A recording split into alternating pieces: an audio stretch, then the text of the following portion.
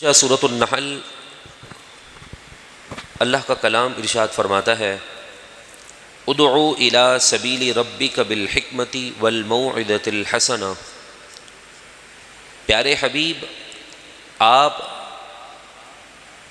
لوگوں کو بلائیے اللہ تبارک و تعالیٰ کے راستے کی طرف حکمت کے ساتھ، والموعظۃ الحسنہ، اور اچھی نصیحت کے ساتھ، وجادلہم باللتی ہی احسن، اور بہترین طریقے سے ان پر حجت قائم کیجیے، یعنی انہیں دلیل سے سمجھائیے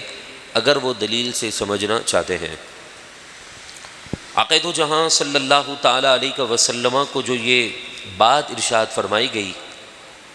کہ آپ امت مسلمہ کو، آپ لوگوں کو حکمت کے ساتھ اللہ تبارک و تعالیٰ کے دین کے قریب کر دیں، یہ میرے لیے بھی پیغام ہے اور آپ کے لیے بھی پیغام ہے۔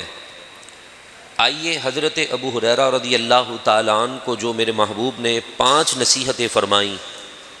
ان 5 نصیحتوں کو سماعت کرتے ہیں۔ اس نیت سے میں اپنی اصلاح کی نیت سے ان باتوں کو سنوں پڑھوں، آپ اپنی اصلاح کی نیت سے ان باتوں کو سنیں اور غور کریں کہ ان 5 نصیحتوں پر میرا اور آپ کا عمل ہے کہ نہیں۔ اگر نہیں ہے تو ہمیں ان نصیحتوں پر عمل کرنے کے لیے اپنے آپ کو پیش کرنا ہوگا۔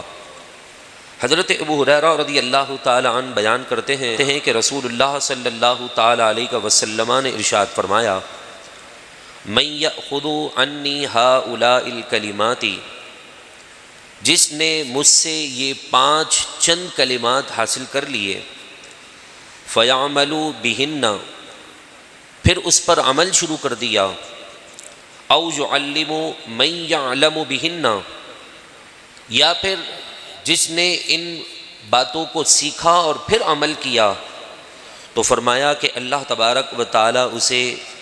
زندگی کی خوشیاں نصیب فرما دیتا ہے۔ وہ کون سے عمل ہیں؟ حضرت ابو ہریرہ فرماتے ہیں، میں نے عرض کی یا رسول اللہ، یہ کون سے ایسے عمل ہیں کہ جن کی برکت سے اتنی خوشیاں اور اتنی برکتیں نصیب ہو رہی ہیں؟ آقا دو جہاں صلی اللہ تعالیٰ علیہ وسلم نے حضرت ابو ہریرہ رضی اللہ تعالیٰ عنہ کا ہاتھ پکڑا اور 5 باتیں ارشاد فرمائیں۔ پہلا فرمایا، اتق المراحم تکن عبد الناس، حرام چیزوں سے بچو، تم لوگوں میں سب سے بڑے عبادت گزار بن جاؤ گے۔ نمبر 2، وَارْضَ بِمَا قَسَمَ اللَّهُ لَهَا تَكُنْ أَغْنَى النَّاسِ، جو اللہ نے تمہارے مقدر میں لکھ دیا ہے اس پر راضی رہو، تم سب سے بڑے غنی اور سخی بن جاؤ گے۔ تیسرے نمبر پر میرے محبوب علیہ الصلاۃ والسلام نے نصیحت ارشاد فرمائی، فرمایا وَأَحْسِنْ إِلَىٰ جَارِكَ تَكُنْ مُؤْمِنًا، تم اپنے پڑوسی کے ساتھ اچھا سلوک کرو، تم کامل مومن بن جاؤ گے۔ وَأَحِبَّ لِلنَّاسِ مَا تُحِبُّ لِنَفْسِكَ تَكُنْ مُسْلِمًا، جو تم اپنے لیے پسند کرتے ہو وہی اپنے دیگر مسلمان بھائیوں کے لیے پسند کرو گے تو سچے مسلمان ہو جاؤ گے۔ اور پھر فرمایا 5ویں نمبر پر کہ وَلَا تُكْثِرِ الضِّحْكَ فَإِنَّ كَثْرَةَ الضَّحِكَ تُمِيتُ الْقَلْبَ، زیادہ مت ہنسو، اس لیے کہ زیادہ قہقہا مارنا، ہنسنا انسان کے اپنے دل کو مردہ کر دینے کے لیے کافی ہو جاتا ہے، یعنی انسان کا اپنا دل مردہ ہو جاتا ہے۔ حضرت ابو ہریرہ رضی اللہ تعالیٰ عنہ فرماتے ہیں کہ اللہ کے نبی علیہ الصلاۃ والسلام نے یہ مجھے 5 نصیحتیں جو عطا فرمائیں، اس میں پورا دین بیان ہے۔ انسان اگر کہیں وضو کرتا ہے یا غسل کرتا ہے اور اسے اس بات کا علم ہے کہ اس پانی کے اندر ناپاکی ہے، گندگی ہے، نجاست ہے، تو یقیناً اس پانی کو چاہے آپ ایکوافینا کا نام دیں، نیسلے کا نام دیں، کچھ بھی نام دے دیں، لیکن اس میں اگر نجاست ہے تو وہ منرل واٹر سے بھی آپ کا وضو نہیں ہو سکتا ہے۔ اگر آپ کے گھر کے ٹینک میں کوئی نجاست گر جاتی ہے تو آپ اسے وضو کریں، آپ کا وضو نہیں ہوگا، چاہے آپ اس کے بعد تہجد پڑھیں، ظہر پڑھیں، عصر پڑھیں، کوئی بھی نماز ادا کرتے رہیں، کیونکہ آپ کا وضو نہیں ہوا ہے۔ آپ کو پاکی حاصل کرنے کے لیے سب سے پہلے اس نجاست کو دور کرنا ہوگا۔ جب تک آپ اس نجاست کو دور نہیں کریں گے آپ پاکی حاصل نہیں کر سکتے ہیں۔ بلا تشبیہ بلا مثال آپ نیکیاں کرتے رہیں، عبادت کرتے رہیں، لیکن دل کے کنویں کے اندر جو نجاست ہے، جو گندگی ہے، حرام سے محبت ہے اور بد نگاہی کا ایک شوق ہے، اس سے لذت انسان کو گناہ کی مل جاتی ہے، تو جب تک ہمارے اس جسم کے ان حصوں سے یہ چیزیں دور نہیں ہوں گی، گندگیاں ہم سے دور نہیں ہوں گی، حرام سے ہم نہیں بچیں گے، تو چاہے ہم تہجد پڑھ لیں یا ساری زندگی پر روزے رکھتے رہیں، اس نجاست کو جب تک دور نہیں کریں گے ہم سجدوں کی حلاوت اور سرور کو نہیں پا سکتے ہیں۔ تبھی میرے کریم صلی اللہ تعالی علیہ وسلم نے یہ بات ارشاد فرمائی تھی کہ اتق المحارم، حرام چیزوں سے بچو، جن چیزوں کو اللہ نے تمہارے لیے ناپسند کیا ہے ان چیزوں سے بچو، تو کیا ہوگا؟ تکن عبد الناس، تم دنیا کے بہترین لوگوں میں شامل ہو کر اچھے عبادت گزار مسلمان بن جاؤ گے۔ حالانکہ عبادت کا تعلق ان چیزوں سے بچنے سے نہیں ہے، عبادت کا تعلق سجدے میں جانے سے ہے، رکوع کرنے سے ہے، مخلوق خدا کی خدمت کرنے سے ہے، لیکن میرے محبوب گویا یہ فرمانا چاہ رہے ہیں کہ تم ان غلط کاموں سے بچ جاؤ گے تو پھر سجدوں میں بھی تمہیں مزہ آئے گا، مخلوق خدا کی خدمت کر کے بھی تم اللہ کا قرب پا سکتے ہو، دل کے اندر سرور ہوگا، دل کے اندر سکون ملے گا۔ یہ کب ہوگا؟ جب ایک انسان حرام چیزوں سے اپنے آپ کو دور کرے گا۔ آپ تہجد بھی پڑھیں، عبادت بھی کریں، سب کچھ کریں، لیکن مسجد سے باہر نکل کر آپ حرام کاموں میں لگ جاتے ہیں، رب العالمین کی ناراضگی کاموں میں لگ جاتے ہیں۔ یہاں آپ ذکر دعا میں بیٹھیں، نعت خوانی میں بیٹھیں، پوری رات عبادت میں گزاریں، صلاۃ اللیل پڑھیں، تسبیح پڑھیں،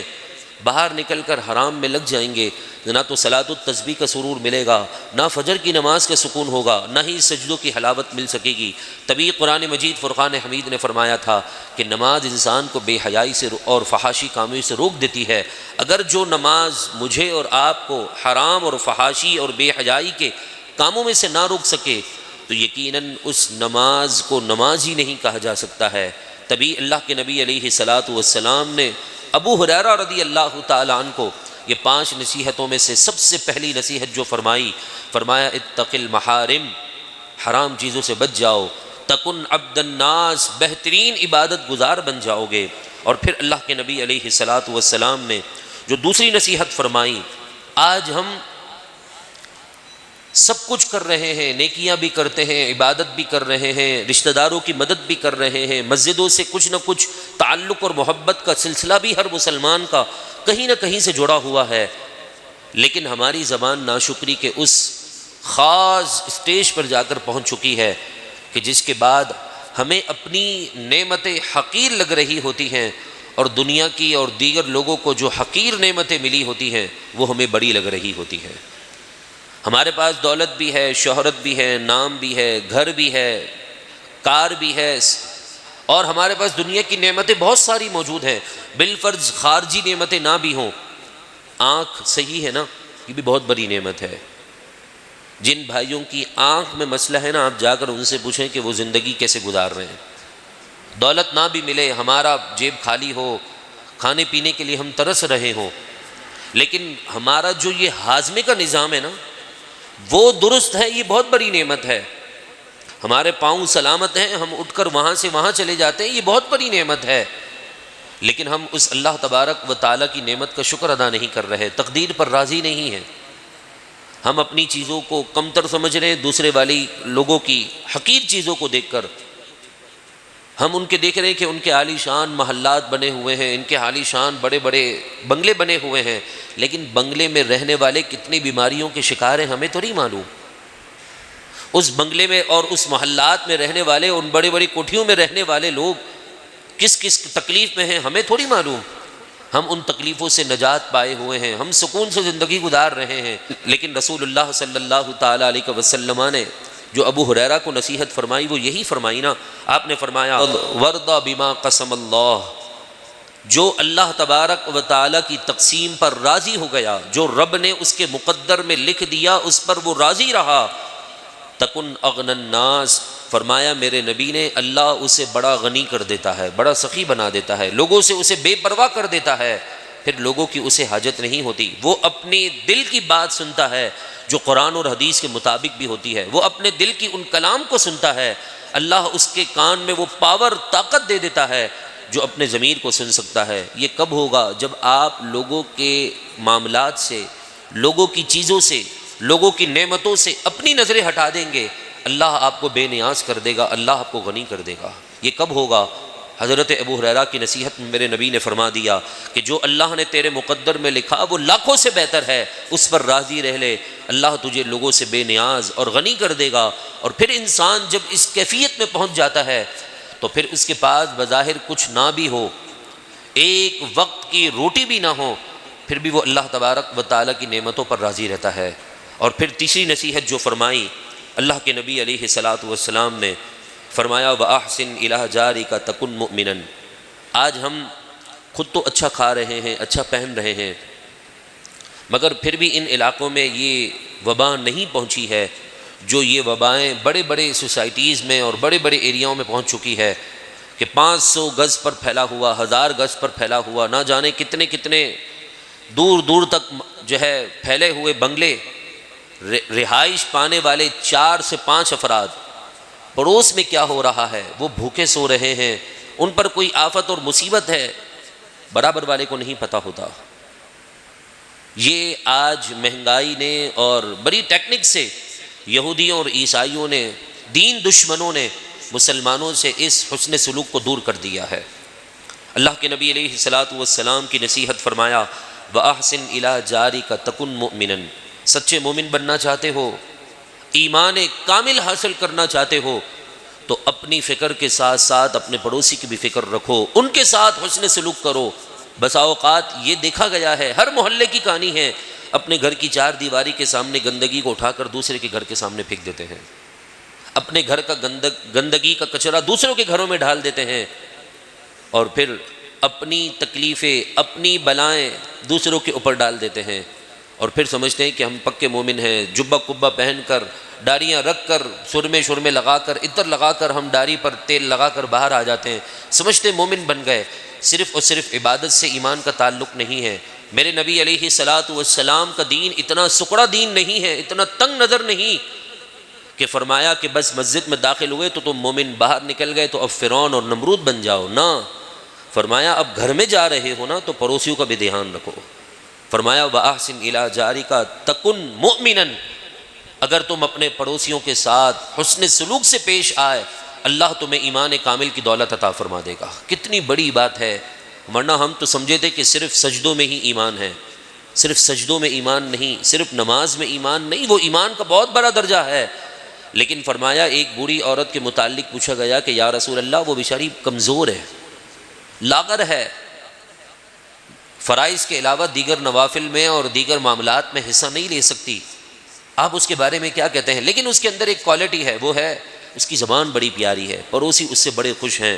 پڑوسی اس کے متعلق جو ہے نا بڑے اچھے کمنٹس دیتے ہیں، یا رسول اللہ آپ اس کے بارے میں کیا فرماتے ہیں؟ فرمایا ٹھیک ہے، پا لیا اس نے۔ کیا یا رسول اللہ کیا پا لیا؟ کہا جنت کی نعمتوں کو حاصل کر لیا۔ ایسے ہی ایک جوان،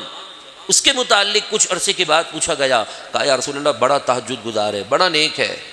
سچا مسلمان ہے، مسجد کا پکا نمازی ہے، لیکن اس کی زبان بڑی خراب ہے، لوگ اس سے تنگ ہیں۔ میرے محبوب نے فرمایا کچھ نہیں پایا۔ کہا کیا کچھ نہیں پایا؟ کہا جنت نہیں پا سکتا ہے، کیونکہ جنت صرف مسجد کی صفوں میں نہیں ہے، جنت مسلمان کے دل میں بھی ہے، جنت پڑوسیوں کے حقوق کو پورا کرنے میں بھی ہے۔ تو فرمایا کہ اگر تم نے پڑوسیوں کے حقوق پورے کیے، ان کے ساتھ حسن سلوک کیا، یہاں تک کہ حضور کا فرمان خود بہترین غذائیں کھا لو، مرغ و مسلم سے تم مزین ہو جاؤ، اپنے بچوں کو کھلا دو، پڑوسی والے بھوکے سو جائیں نا تو ایسے مسلمان کے ایمان کو بھی اللہ کی حاجت نہیں ہے، اللہ اس کا ایمان بھی قبول نہیں فرماتا۔ تو فرمایا کہ اپنے پڑوسیوں کے ساتھ اچھا سلوک کرو تو تم پکے مومن بن جاؤ گے۔ اور جو چوتھی نصیحت فرمائی وہ یقیناً میرے لیے یہاں سے لے کر دنیا کے آخری کونے، آخری اسٹاپ تک جتنے تیرے حضور علیہ الصلاۃ والسلام کے غلام موجود ہیں، ان تمام کے متعلق میرے محبوب نے ایک ہی جملے میں فرما دیا، کیونکہ اللہ نے میرے محبوب کو جوامع الکلم کہا ہے، مختصر الفاظ میں بڑی بات کر دیتے ہیں میرے محبوب، گویا پورے سمندر کو پیالے میں اور کوزے میں بھر دیتے ہیں۔ کیا فرمایا؟ فرمایا وَأَحَبَّ لِلنَّاسِ مَا تُحِبُّ لِنَفْسِكَ مُسْلِمًا، سچے مسلمان ہونا چاہتے ہو، اگر تم اپنے اندر اسلام کی روح داخل کرنا چاہتے ہو تو وہی پسند کرو مسلمانوں کے لیے جو اپنے لیے پسند کرتے ہو، جو اپنے لیے پسند کرتے ہو۔ جب تم نے دیگر مسلمانوں کے لیے اس چیز کو پسند کیا، اللہ تمہیں اسلام کی روح عطا فرما دے گا، تم اسلام کی لذت اپنے دل کے اندر محسوس کرو گے۔ آج میں اور آپ پریشان ہوتے ہیں تو آنکھوں میں آنسو آ جاتے ہیں، سجدوں میں ہم رو پڑتے ہیں، لیکن جب وہ مسلمان، آج تو ہم اپنے بچے اور بچیوں کے لیے چوڑیاں ڈھونڈ رہے تھے نا عید میں، وہ اپنے بچوں کے ہاتھ ملبوں میں ڈھونڈ رہے تھے کہ ہمارے بچوں کے ہاتھ کہاں ہیں۔ ہم اپنے بچوں میں عیدی تقسیم کر رہے تھے، ان کے لیے نئے کپڑے لے رہے تھے، ان کا کہنا تھا کہ ہمارے پاس تو اپنے رشتہ داروں کو دفن کرنے کے لیے کفن بھی نہیں ہے۔ ہم اپنے گھروں کو سجا رہے تھے، صاف ستھرا کر رہے تھے، جالے اٹا رہے تھے، بہترین قالین بچھا رہے تھے، ان کے پاس بچھانے کے لیے تو ایک چادر کا ٹکڑا بھی نہیں تھا۔ یہاں تک کہ ایک بچی کا انٹرویو آیا، وہ کہہ رہی تھی مجھ پر روزہ نہیں ہے، مجھ پر روزہ فرض نہیں ہے، لیکن 3 دن سے میں نے کچھ نہیں کھایا ہے۔ غزہ کے حال یہ ہیں اور ہم اپنی زندگی میں مست ہیں، تبھی تو ہمارے کو اسلام کی روح نہیں مل رہی۔ ایک چاند دیکھ کر ہم مسلمان ہوتے ہیں، دوسرا چاند دیکھ کر ہم مسجدوں کو ویران کر دیتے ہیں۔ یہ حال ہے ہمارا مسلمانوں کا۔ کیوں اسلام کی روح نہیں پا رہے؟ اب تو قدم قدم پر مسجدیں بنتی جا رہی ہیں، ہر مسجد میں بہترین سے بہترین ہر سال نظام ہوتا جا رہا ہے، لوگوں کو فیسلٹیز دینے کے لیے کوئی سولر لگا رہا ہے، کوئی ایسیاں لگا رہا ہے، کوئی کیا کر رہا ہے، کوئی کیا نعمتیں دے رہا ہے کہ آئیں بھائی مسجد کو آباد کریں، لیکن اسلام کی روح اس لیے نہیں مل پا رہی کہ ہم جو اپنے لیے پسند کر رہے ہیں نا، وہ اپنے دیگر مسلمان کے لیے پسند نہیں کر رہے ہیں۔ حال ہمارا یہ ہو چکا ہے، اور ان لوگوں کی کیفیت یہ کہ ان کے مسجدوں کے محراب اتر چکے ہیں، میناریں اتر چکے ہیں، ان کے مسجدوں کی دیواریں چھتیں زمین پر آ چکی ہیں، لیکن برابر میں جگہ کچھ نہ کچھ صاف کر کے وہ جو ہے عید کی نماز بھی پڑھ رہے ہیں، تراویح بھی ادا کر رہے ہیں، کچھ بھی نہیں، کپڑے نہیں ہیں جسم پر پہننے کے لیے، لیکن اپنی مسجدوں سے محبت، مسجد کی جگہوں سے محبت اتنی ہے کہ اپنی ساری نمازیں وہاں پر جا کر ادا کر رہے ہیں۔ وہ اسلام کی اصل روح کو پا رہے ہیں۔ ہم سمجھے تھے کہ صرف اور صرف یہودیوں کا قبضہ غزہ اور فلسطین پر ہے، بلکہ اب مسلمانوں کو اپنی سوچ بدلنی پڑے گی۔ ان کا قبضہ وہاں نہیں، پوری دنیا میں سارے اسلامی ممالک میں ہے، لیکن صرف اور صرف وہاں نہیں ہے کہ وہاں مجاہدین کی جماعت ہے، وہاں غیور مسلمان، غیرت مند مسلمان ہیں جو بچے کو بھی پیش کر رہے ہیں۔ مجھے بتائیے، ایک گھر میں ایک جنازہ ہو جاتا ہے نا تو 5 دن تک سوگ سے لوگ باہر نہیں آتے، غم سے باہر نہیں آتے، لیکن ابھی جو غزہ کی سب سے بڑی پاورفل تنظیم، اس کے سربراہ کو عید کی ابتدائی نماز کے اوقات میں اس کے 3 بچوں کو، نواسوں کو، پتوں کو شہید کر دیا، اس کے چہرے پر مسکراہٹ کتنی تھی۔ دوسرے دن اس کی ماں کی ویڈیو وائرل ہو رہی ہے، تصویر آتی ہے کہ جس کے 3 جنازے، جوان جنازے گھر سے نکل رہے ہیں، اس کے چہرے پر بھی مسکراہٹ ہے۔ وجہ کیا ہے؟ وہی نا جو بدر میں اور جو مکی زندگی میں حضرت بلال حبشی کے چہرے پر مسکراہٹ تھی، وہ مسکراہٹ کے بارے میں سنا تھا، آج وہ مسکراہٹ غزہ اور فلسطین کے نوجوانوں اور بچوں کے چہروں پر دیکھ لیا ہے۔ تو فرمایا تکن مسلمن، اگر تم مسلمان ہونا چاہتے ہو تو جو تم اپنے لیے پسند کرتے ہو وہ اپنے دیگر مسلمانوں کے لیے پسند کرو۔ 5ویں نصیحت فرمایا کہ تم کثرت کے ساتھ ہنسا مت کرو، قہقہا مت لگاؤ۔ ویسے تو مسجد میں قہقہا لگانے سے قبر میں بھی اندھیرا ہوتا ہے، باہر بھی قہقہا لگانے سے میرے محبوب نے کثرت سے منع کیا کہ ہنسو مت، اس لیے کہ زیادہ ہنسنا دل کو مردہ کر دیتا ہے، انسان کا دل مردہ ہو جاتا ہے۔ جب دل مردہ ہو جاتا ہے تو پھر بچیاں اپنے ہی سامنے ناچ رہی ہوتی ہیں، آدھے کپڑے پہن کر جوان بچیاں سامنے آ جائیں، بیویاں اور بہنیں اور جو ہے بڑی جوان بچیاں اس طرح کے کپڑے پہن کر باہر آ جائیں تو پھر نہ باپ کو شرم آتی ہے، نہ بھائی کے آنکھوں میں شرم ہوتی ہے۔ وجہ کیا ہے؟ دل مردہ ہو چکا ہے۔ ہم نے کہہ مار مار کر، ہنس کر اپنے دلوں کو مردہ کر دیا، جس کی وجہ سے ہمیں غلط نہیں لگ رہا اور نہ صحیح نظر آ رہا ہے۔ بس دعا ہے اللہ ہمیں غیرت ایمانی نصیب فرمائے۔